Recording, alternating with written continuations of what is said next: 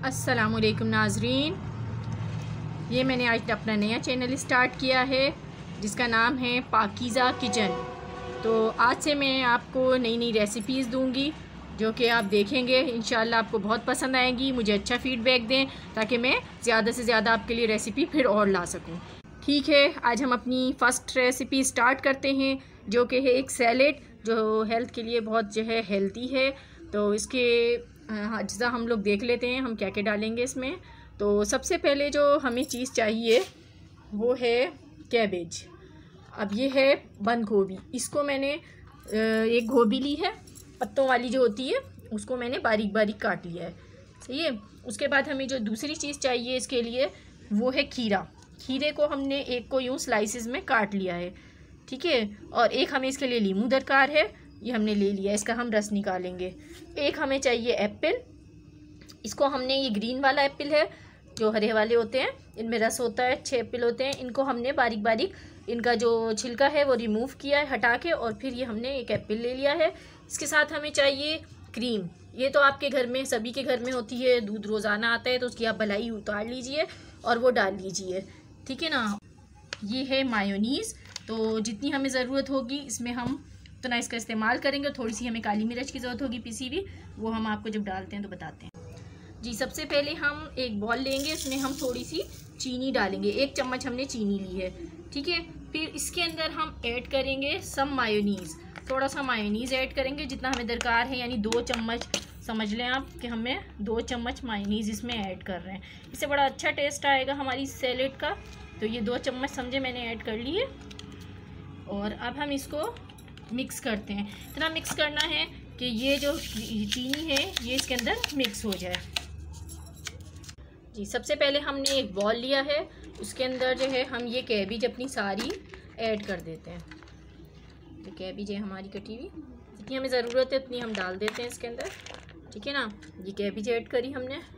फिर इसके बाद हम इसके अंदर ये जो हमारा खीरा काटा हुआ है हम इसको ऐड कर देते हैं।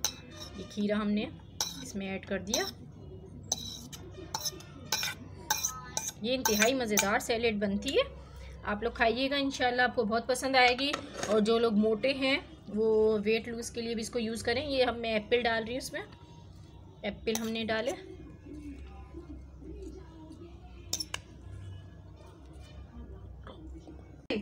ये देखें, हमने इसमें सारी अपनी ये वेजिटेबल्स ऐड कर ली हैं। अब इसके अंदर हम ये जो मायोनीज़ हमने बनाया था ये हम ऐड करेंगे।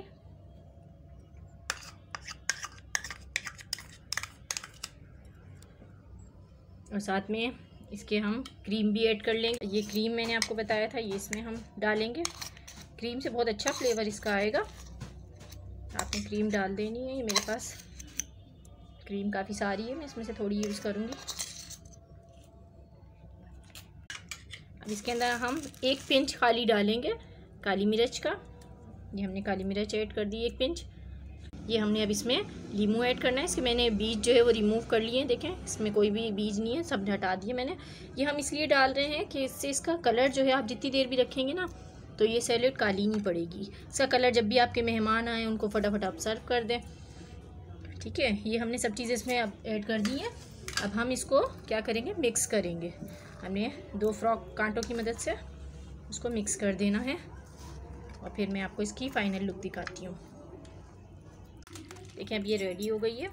अब इसको हम गार्निश कर देंगे थोड़ी सी मेयोनीज़ के साथ।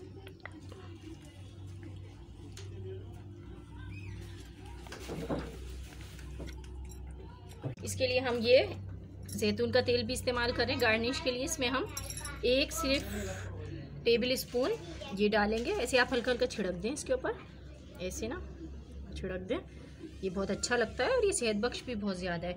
और आप चाहें तो इसके अंदर एग्स भी यूज़ कर सकते हैं, मैंने नहीं डाले। आप चाहें तो बॉईल करें और ये एग भी डालें, तो बच्चे बड़े शौक़ से खाते हैं, ठीक है ना। तो आज की हमारी ये रेसिपी थी। अगर आपको पसंद आए तो please like and share my channel, और मेरी रेसिपी को ज़्यादा से ज़्यादा अपने फ्रेंड्स एंड फैमिली में शेयर कीजिए, और मुझे बताइए कि आपको ये रेसिपी कैसी लगी।